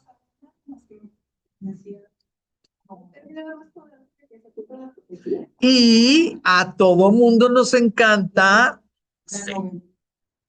Ya, a todo mundo nos encanta. No, es que eso lo dije. No, mi abuela lo dijo cuando se estaba muriendo. Y mira, se cumplió. Nos encanta. Los seres humanos, muy pocos, manejan el método científico. La mayoría de nosotros nos gusta nada más lo que va caminando así por encimita, nada más lo de encimita. Entonces, les va a encantar esto. ¡Tarán! Pues no se murió Constantino, pues no hubo cuerpo de Constantino 11. ¿Por qué tenemos que pensar lo peor? ¿Por qué vamos a pensar que se murió? Hay que pensar que está vivo, que se fue y está curándose las heridas y todo. Ok, hasta ahí, yo estoy de acuerdo, ¿verdad? Porque pues lo mismo que se llevaron a Justiniano y luego se murió, pues ¿por qué no iban? Si salvaron al capitán, ¿verdad? Y luego, otra, no era Justiniano, era Constantino, Ah, al que se llevaron, porque pues sí, era Constantino, nada más que por el y la sangre, tenía que llevar. sí, o sea, ya saben, la gente, pues, ¿por qué no va, por qué no, por qué va a detenerse? Échale cremita a las enchiladas, porque esto está buenísimo. Muchachas, esto pasó a mediados del siglo XV, ¿verdad? No había pasado ni 20 años y se inició la leyenda del emperador de mármol. Emperador de mármol. Ahí les va. El emperador de mármol fue una leyenda popular que perduró durante siglos. 4 siglos. Afirmaba que Constantino no había muerto, que lo había rescatado un ángel, que lo había convertido en mármol y que lo había escondido en una cueva en el Cuerno de Oro, a la espera del llamado de Dios para volver a la vida y reconquistar tanto la ciudad como el antiguo imperio. Y eso duró 4 siglos. 400 años. ¿Cómo sabemos que duró 400 años? Porque una historiadora francesa, hace mucho, esto yo lo estudié hace 1000 años, una historiadora francesa encontró una carta de un doctor X, lo que quieras, que andaba por allá. Y en esta carta dijo, en el siglo XIX, en la carta dijo, fui porque me invitaron por unas excavaciones arqueológicas. Les recuerdo que en el siglo XIX se descubrió Troya y esto y lo otro, y pues había arqueólogos amateurs europeos pidiendo permiso, ¿no? Y les daban permiso. Porque me invitaron a no sé qué excavación. Y fui testigo de cómo no nos daban permiso de excavar cerca del Cuerno de Oro por miedo a descubrir la cueva donde estaba el emperador de mármol. Eso escribió él. No quiere decir que sea cierto. Lo que quiere decir es que se seguía hablando de este tipo de situaciones. Entonces, ¿cómo la ven? Si creen que la profecía de que la luna y que esto estaban impresionantes, agárrense por favor con la profecía con la leyenda del emperador de mármol. Miren, eh, a esto se lo acabo de dar. Lo escondió en la cueva secreta, ya está, la llamada. Ah, la profecía, por supuesto que le dio, la leyenda, por supuesto que le dio validez, diciendo que también los otomanos supieron de eso, que los otomanos también vieron al ángel. Entonces que tapiaron todo lo que se les ocurrió, porque pues no sabían en cuál de los cuevas o cosas, no sé qué tantas cuevas pueda tener el Cuerno de Oro, ¿verdad? Pero, y que le tenían miedo a la posibilidad. Eso en la leyenda, ¿verdad? En la leyenda. Sí, Te vas aumentando, te vas aumentando. Y el chisme fue que sí. y luego. Y luego es verdad porque ya nadie le cambia. Ah, Entonces, yo te vengo a contar la leyenda y tú ya la habías oído y es la misma leyenda que más prueba que es verdad, Sí, ¿no? pero igual. Lo hizo y el otro dijo, es que vi una Y vino, lo vimos. Es impresionante la idea de el chupacabras, la idea de La Llorona, la idea es eso. Alguien lo dice y mucha gente lo cree y lo repite, ¿no? Aquí está. Sí, que no se perdió. Entonces tenemos un problemón porque si eres cristiano y crees en el juicio final, ¿cómo vas a tener la resurrección si no hubo sepultura? ¿Sí? Entonces es una situación que para las que no estamos así en ese plan, no nos brinca, ¿no? De que pues se perdió el cuerpo, ay, pues qué lástima. No, estamos hablando de la vida eterna ya resucitado después del juicio final. Son palabras mayores. Y un emperador y un hombre que dio su vida por el pueblo, o sea, son palabras mayores, pero ahí les va. Conforme fue caminando ahí la situación, pues cada vez odiaban más a los turcos, ¿no? Pues, otro siglo y seguían siendo de los musulmanes, y otro siglo y tratabas de rebelarte y los musulmanes cada vez más fuertes, ¿verdad? Y te trataban muchísimo peor, pues le fueron poniendo más cositas. Por ejemplo, cuando Dios quiera que Constantinopla sea restaurada, el ángel descenderá del cielo. Al principio decía que el ángel lo iba a levantar. No, no, no, no, no, no seas blasfemo. Dios, no te pases, tiene que ser Dios, ¿no? Entonces, cuando Dios quiera que Constantinopla sea restaurada, el ángel descenderá del cielo, resucitará a Constantino, le dará la espada que usó en la batalla final, porque se perdió todo. Se perdió él, se perdió su indumentaria, sus insignias imperiales, ¿verdad? Y también la espada. Y entonces entrará en su ciudad y restaurar su imperio caído, expulsando a los turcos más allá de la manzana roja. Así le decían a Afganistán, a Turquistán, a lo que quieran.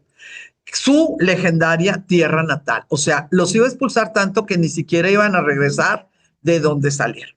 Según la leyenda, su resurrección será anunciada por el bramido de un gran buey. ¿Más detalles? ¿Cómo ven? Es impresionante. ¿Qué les puedo decir yo? Que Constantino se murió, ¿sí? Constantino murió el día que cayó su ciudad. No hubo testigos oculares supervivientes de su muerte y ninguno de los miembros de su séquito sobrevivió para ofrecer un relato creíble de cómo sucedió esa muerte. Los historiadores griegos escribieron que murió como héroe y como mártir, porque él no estaba peleando contra religión igual, era otra religión, entonces también se puede sentir que fue un martirio, entonces como héroe y como mártir. Hubo un médico, no, no sé si es Constantino, no sé si a este Constantino lo hicieron santo, Lupita. A este Constantino 11, bueno, no. Santa Elena es mamá de Constantino 1 y este es Constantino 11. Sí, Santa Elena sí es 1000 años antes. Era militar. Lo tengo que checar y también tengo que checar después de Vaticano II, porque acuérdense que hubo canonizaciones que quitar, ¿sí? Hay un médico veneciano quien estuvo presente en el asedio y escribió, y eso pues sí se salvó, que nadie sabía si había muerto o escapado de la ciudad con vida, hablando de Constantino, señalando que algunos dijeron que su cadáver había sido visto entre los muertos, mientras que otros afirmaron que se ahorcó tan pronto como los otomanos atravesaron la puerta de San Romano, que eso también se pasó y se pasó, que bueno, San Romano fue la última y que ya cayó. El que hayan dicho que se ahorcó en ningún momento en nuestro mundo occidental es algo bueno, porque los suicidas son, además de cobardes, en el mundo occidental, no estoy hablando yo, en el mundo occidental, además de cobardes, es el último pecado mortal, ¿verdad? Atentar contra tu vida. Entonces, el que alguien dijera, no, es que no aguantó la presión de perder la ciudad y se suicidó, no es algo tranquilito de decir, pues, ¿por qué no? No, es una cosa terrible de decir. El cardenal Isidoro agregó que escuchó que los otomanos encontraron el cuerpo de Constantino XI, que lo identificaron por su anillo, le cortaron la cabeza y se la presentaron a Mehmed como regalo. Muchos de los relatos otomanos sobre la desaparición de Constantino coinciden en que fue decapitado. ¿Qué tanto le podemos creer a los victoriosos? Pues poco, porque qué casualidad que lo que mejor conviene es que sí hay prueba de que murió Constantino. A los turcos lo que más les convenía era que no hubiera la menor duda de que estaba muerto el emperador. Entonces, pues es muy sencillo decir, no, no solamente vimos el cuerpo, lo decapitamos, ¿sí? Entonces, tampoco podemos saber qué tan cierto es que los turcos estén, dice que lo decapitaron. Su fallecimiento y la caída de su ciudad también marcaron el verdadero nacimiento del Imperio Otomano, que dominó gran parte del Mediterráneo Oriental hasta 1922. Entonces, ya casi aquí, de mediados del siglo XV hasta 1922, es como nosotros le llamamos Imperio Otomano. Nada más que antes del Imperio Otomano ya había Imperio Turco. Acuérdense que los otomanos es la segunda dinastía, ¿ok? Bueno, Mehmed II y sus sucesores pudieron proclamarse herederos de los emperadores romanos. ¿Por qué? Porque tuvieron todas las insignias. Como tomaron Constantinopla, no salió la familia imperial, ellos se quedaron con sellos, anillos, estas pendones, con estos oficiales, los mantos, todos se quedaron con ellos y pudieron proclamarse como herederos de los emperadores. Ahora, no, no era, no. La joya que tenía 1000 años sosteniéndose, sí, qué bárbaro. Ahora, ahí les va. Sus parientes sobrevivientes más cercanos fueron los hermanos menores. Ya los grandes, que también habían sido emperadores, ya estaban muertos, ya habían sido, pues, unos en guerra, otros se murieron. Se llamaban Tomás y Demetrio, los muchachos, ¿no? Los hermanos del emperador muerto. Fíjense, por favor. El emperador Constantino no tenía esposa cuando el sitio de Constantinopla. Eso sí es verdad. No es tan fácil desaparecer a la esposa en la historia, de un emperador. Sí, no es tan fácil de decir, es que Constantino estaba soltero. Pues claro que el papá, el hermano y el tío de la que era esposa, en su historia, pues te van a decir cuándo mandó a la princesa para casarse, ¿no? O sea, no tenía esposa. La segunda y la tercera no llegó a casarse con él. Entonces sí existe compromiso, sí se sabe quién eres, lo que quieras, pero nunca llegó a Constantinopla porque empezó el sitio, ¿sí? Entonces fue 2 veces viudo, no hijos, sí estuvo comprometido por tercera vez, pero no hubo esposa. Bueno, ahí les va. Dentro del mundo musulmán es imposible imaginar que alguien del gobierno muera soltero, porque ellos tienen 1, 2, 3, 5, ¿no? Al mismo tiempo. ¿Cómo? ¿Se te murió a las 5 de fiebre en la noche? ¿Verdad? Era algo inconcebible. Entonces, así como en el occidente ponemos leyendas de ángeles y de dioses y de estatuas de mármol, etcétera, pues también existe la manera, ¿no? La manera en que otros tipos de sociedades pasen la voz de algo que ellos creyeron que era lo normal. Entonces, pues lo normal es, oye, pues sí decapitaron al emperador y la emperatriz. No, la emperatriz ya está en el harén de Mehmed. ¿Por qué? Porque eso hubiera sucedido en cualquier otra situación de las otras guerras. No sé si me estoy explicando.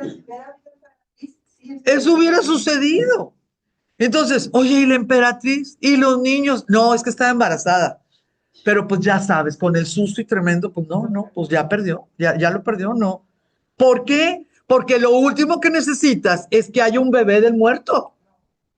Entonces, si tú estás inventando aquí tu historia, no vas a decir que salió embarazada y que tuvo el bebé y que lo salvaron y que vino Jesucristo. Los musulmanes lo que quieren es humillar a la último, o sea, la emperatriz, la viuda del emperador muerto, ya es parte, ya es propiedad. Así se pasó la voz, ¿sí? Así se pasó la voz. Nada más que cuando pasas la voz de una cosa tan sin chiste como una mujer en un harén. Imagínate, ¿quién puede saber qué hay adentro de un harén? No, pues es de los espacios más secretos de un gobierno. Va a haber muchas chismes alternativos. Va a haber muchos chismes. Que si llegó, y que si se suicidó, y que si estaba embarazada, y que si sigue en el harén, y que si es favorita del Mehmed, o al revés, que Mehmed nunca la quiso porque no le gustaba. Uno y otro leyendita, o sea, chismito, leyenditas, leyenditas.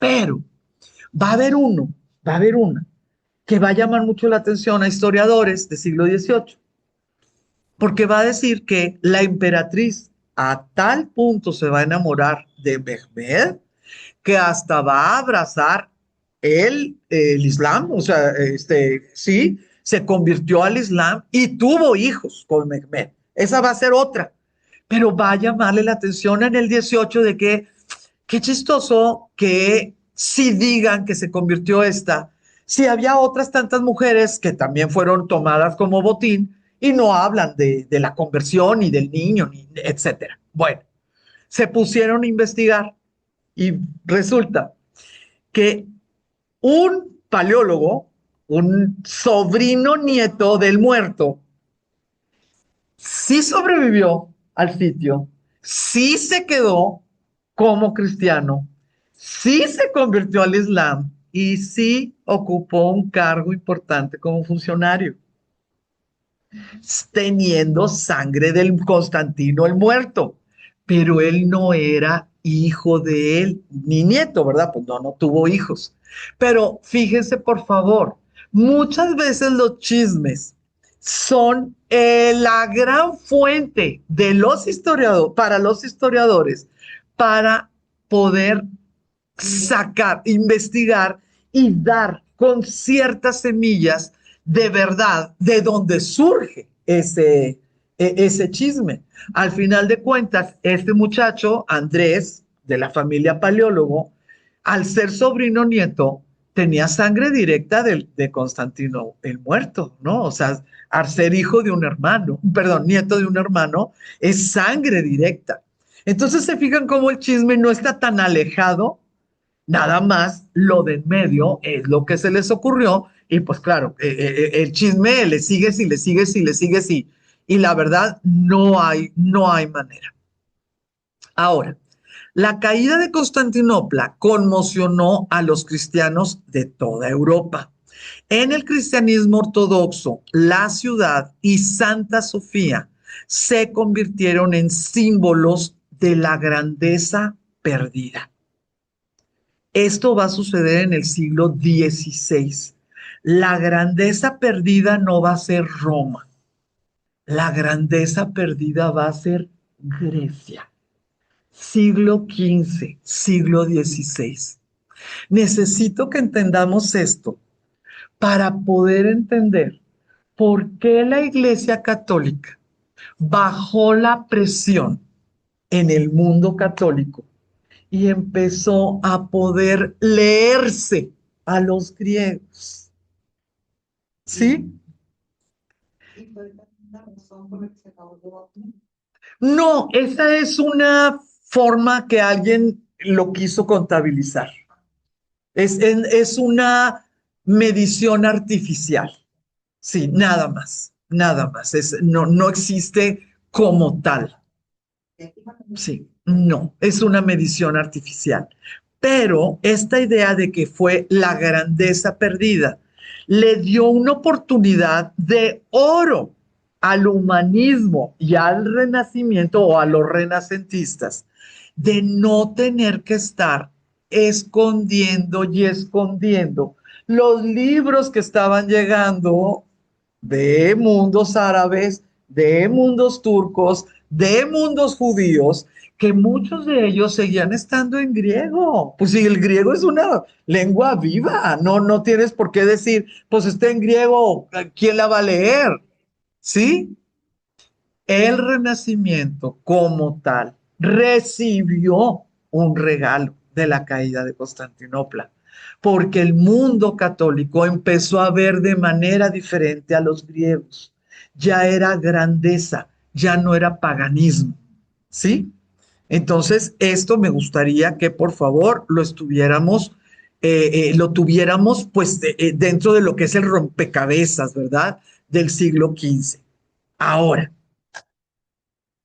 va a haber un hombre de Creta, imagínate nomás, de la iglesia, de la isla de Creta. Se va a llamar, bueno, se llamó, perdón, Giorgio Klonsas, ¿sí? Georgios Klonsas, Creta, pero dentro del mundo, pues, de la Grecia dominada por otomanos, ¿verdad? Esto es a finales de el siguiente, o sea, 1453, aquí estamos en nuestra clase, pero este señor, un artista de iconos espectacular, él hizo una serie de 17 miniaturas en 1590.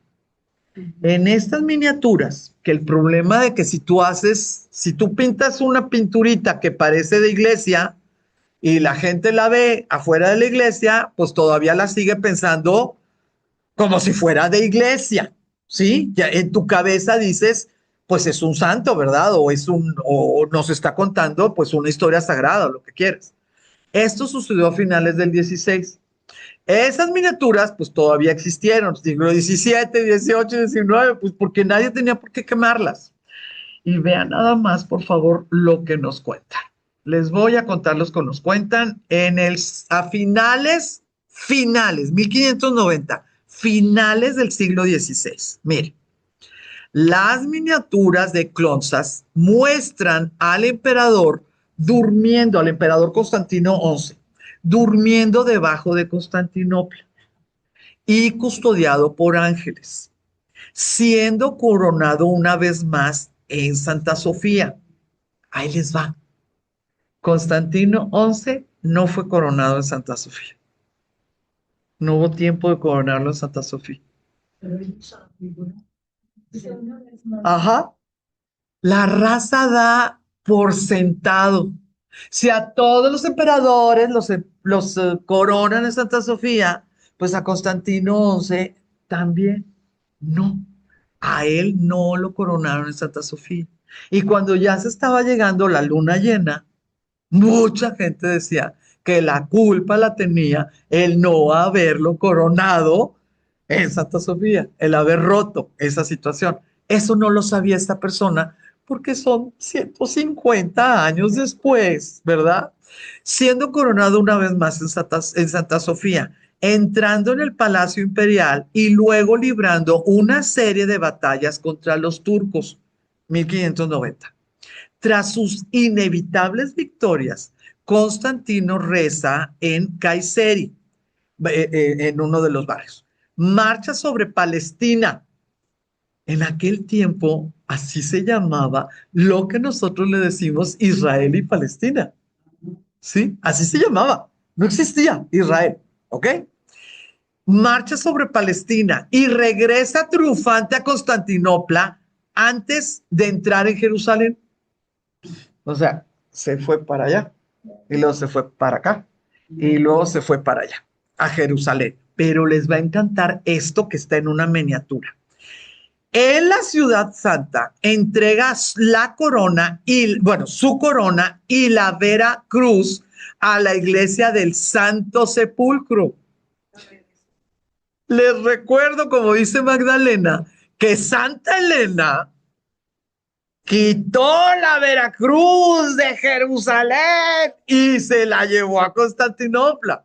Entonces, en este señor, uniendo una cantidad tremenda de historias, dijeron, ok, Constantino, vamos a regresar, ¿no?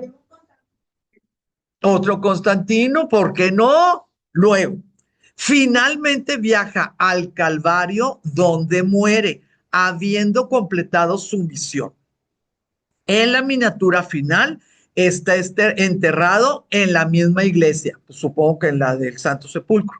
Entonces, fíjense por favor, 17 miniaturas de uno de los más grandes, más importantes pintores de íconos, donde te cuentan exactamente la vida de Constantino. ¿Qué duda vas a tener? Digo, hasta en pintura te la ponen. Entonces, muchachas, las leyendas, las tradiciones, las historias alternativas, entre más medios de comunicación abarquen, más se perpetúan Y son más creíbles.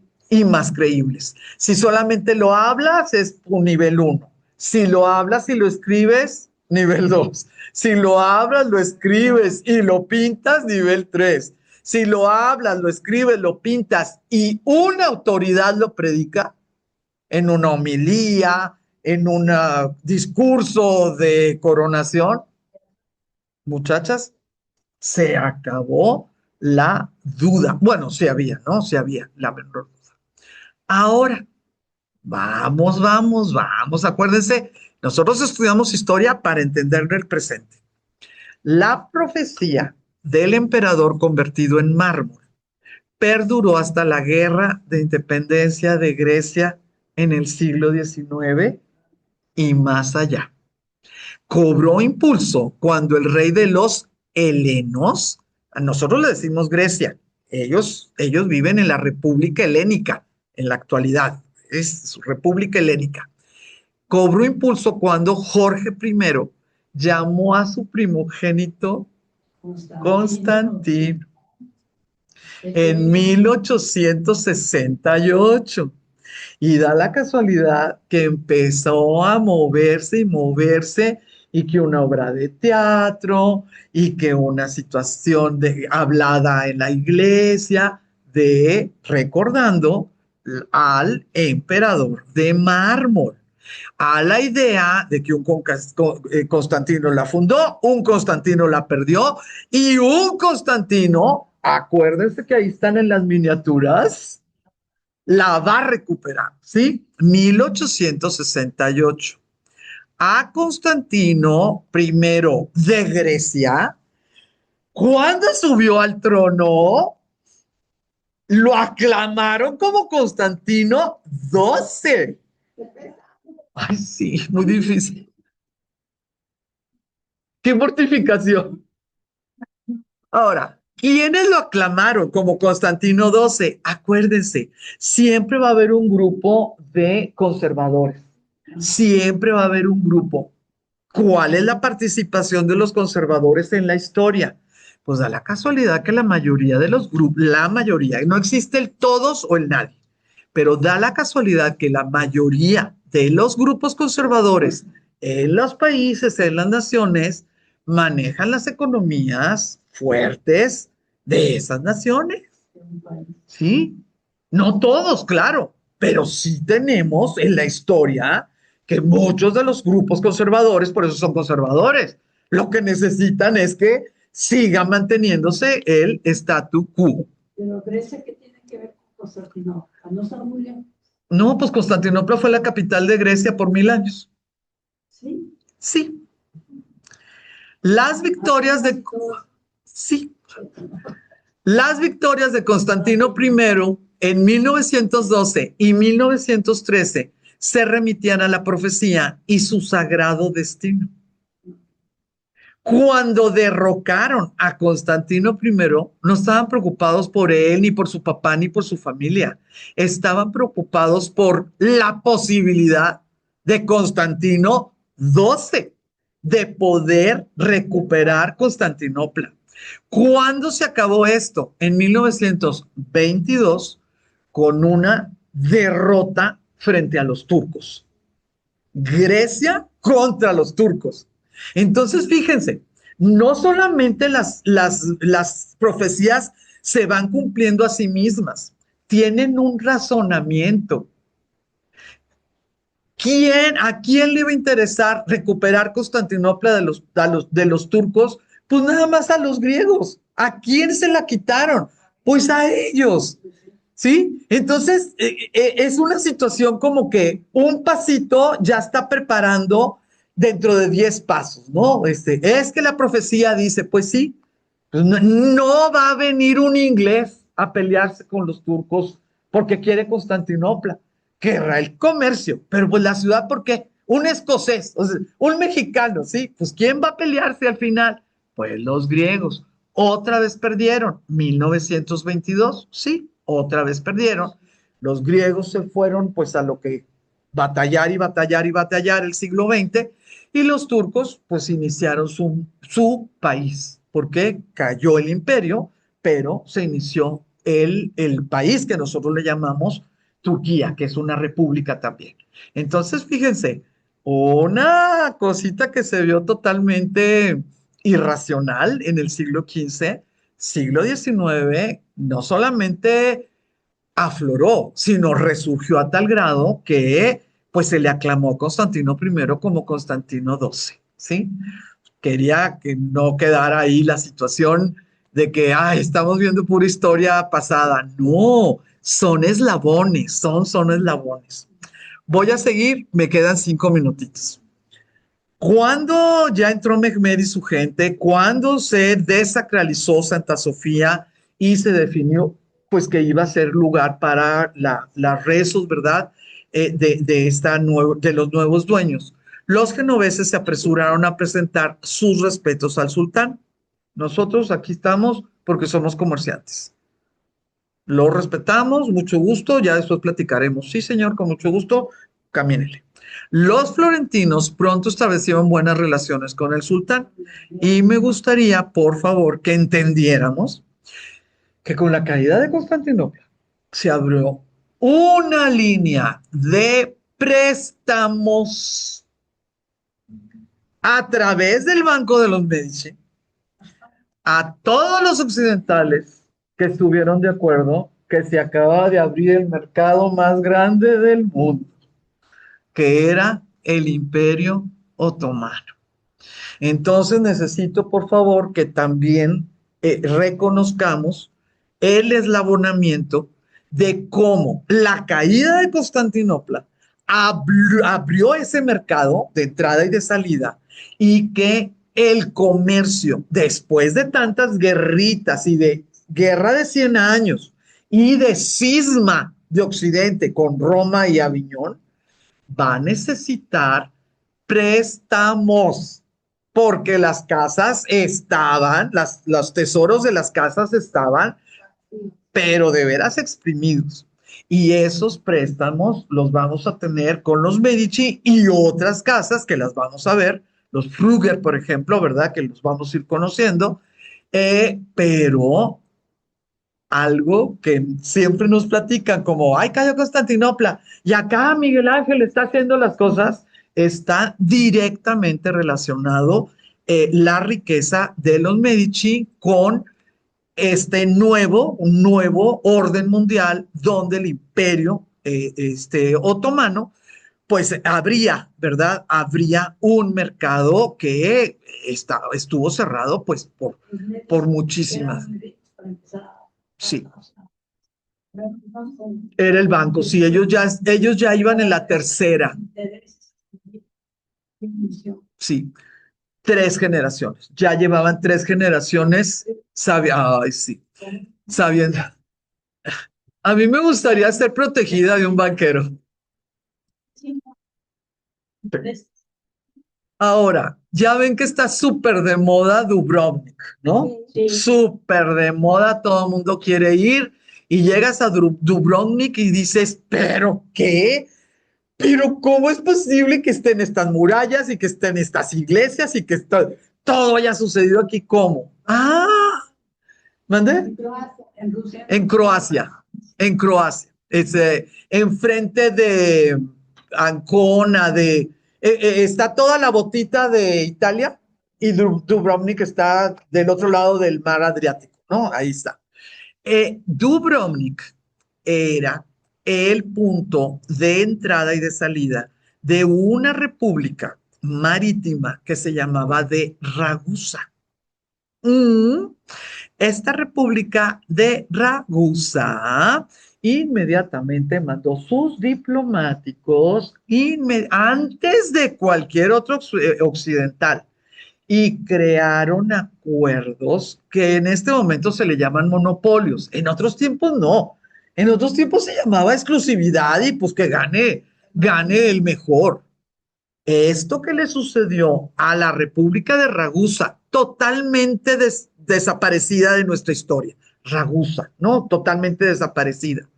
Es lo que le va a dar esa cantidad de dinero a Dubrovnik, que es preciosísima la ciudad amurallada, pero imagínense nada más lo que significó la creación de rutas, porque Dubrovnik recibía por mar, pero Croacia repartía por tierra, ¿sí?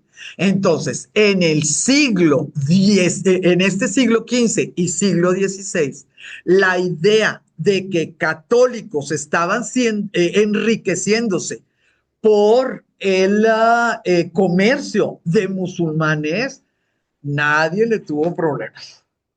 Nadie le tuvo problemas. Llegaban por mar, no pisaban tierra, los musulmanes se regresaban por mar y los católicos hacían lo que tuvieran que hacer.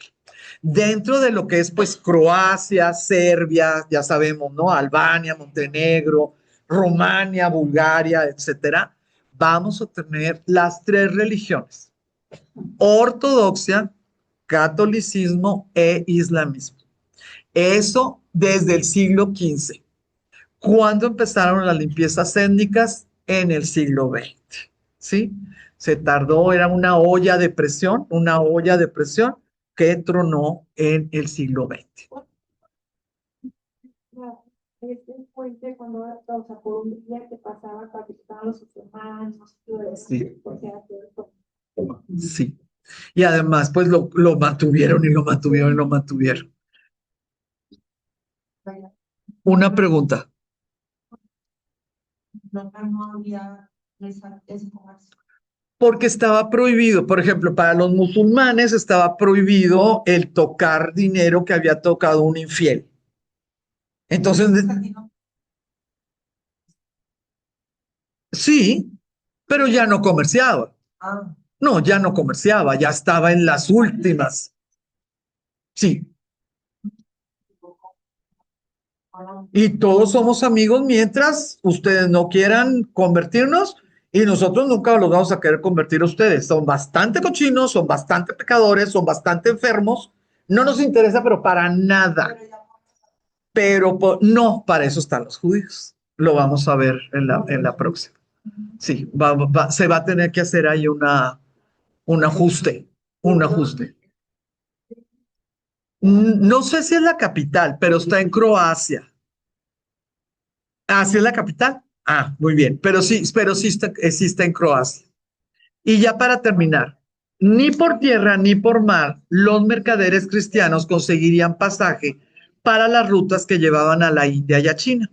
De esta manera, las naciones europeas iniciaron proyectos para el establecimiento de rutas comerciales alternativas. Portugueses y castellanos, fíjense que son los del final del mar Mediterráneo, ya estaban afuera, ya les habían ganado los de Ragusa, los genoveses, los venecianos, ¿sí? ¿Se fijan? ¿Sí? Los portugueses y los castellanos aprovecharon su posición geográfica junto al océano Atlántico para tratar de llegar a la India por mar. Y aquí nos vamos a quedar, por favor. Los portugueses trataron de llegar a Asia y lograron circunnavegar África. 1497, 1498. Y nosotros ya no sabemos la historia, nomás la fecha de lo que sucedió en 1492. ¿Sí? Entonces, por favor, Esto que sucedió, que él siempre nos lo platica como es que es el fin de la Edad Media y que cayó Constantinopla, es simple y sencillamente el inicio de todo lo nuevo, ¿sí? De todo lo nuevo. De repente Europa va a tener que moverse hacia el norte porque Rusia ya existe y ya se está haciendo grande. Y de repente Europa se va a tener que mover al occidente porque de repente el continente americano ya va a ser parte de la historia.